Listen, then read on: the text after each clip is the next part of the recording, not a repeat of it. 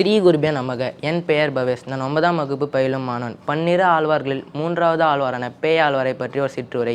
பேயாழ்வார் வைணவ நெறியை பின்பற்றி பக்தியில் சிறந்து விளங்கிய பன்னிரு ஆழ்வார்கள் ஒருவர். முதல் ஆழ்வார்கள் எனப்படும் 3 ஆழ்வார்கள் ஒருவர். திருமயிலென வழங்கிய மயிலாப்பூரை சேர்ந்தவர். 4000 திவ்ய பிரபஞ்சம் என்று வழங்கப்பட்ட வைணவ நூல்களின் தொகுப்பில் உள்ள 3ஆம் திருவந்தாதியை பாடியவர் பேயாழ்வார் ஆவார். இது 100 வெண்பாக்களை கொண்டது. சில ஆழ்வார்கள் திருமாலின் கையில் உள்ள 5 ஆயுதங்களின் அம்சம் கொண்டு பிறந்தவர்கள் என்று வைணவம் கூறுகிறது. அதன்படி பேயாழ்வார் நந்தகம் என்னும் வாளின் அம்சம் கொண்டு பிறந்தவர் என்று வைணவம் நம்புகிறது. பொய்கை ஆழ்வார் புறையிரல் நீங்க வேண்டும் என்று திருமாலிடம் வேண்டி முதல் திருவந்தாதியை பாடியுள்ளார். வையம் தகலியா வார்கடல் நெய்யாக வைய கதிரோன் விளக்காக செய்ய என்று பாடினார். பூதத்தாழ்வார் இறைவனுக்கான தடையாக இருக்கும் அகஇருள் நீங்குவதற்கு ஞானம் என்னும் அகவிளக்கு ஏற்றுவது போல் 2ஆம் திருவந்தாதியை பாடினார். அன்பே தகலியா ஆர்வமே நெய்யாக இன்புருகு சிந்தை இடுத்திரியாக நண்புருகி ஞான சுடர் விளக்கு ஏற்றினேன் நாரணருக்கு ஞான தமிழ் புரிந்த நான்.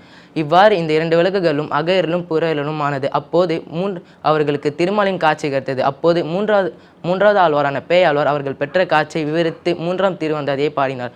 நன்றி, வணக்கம்.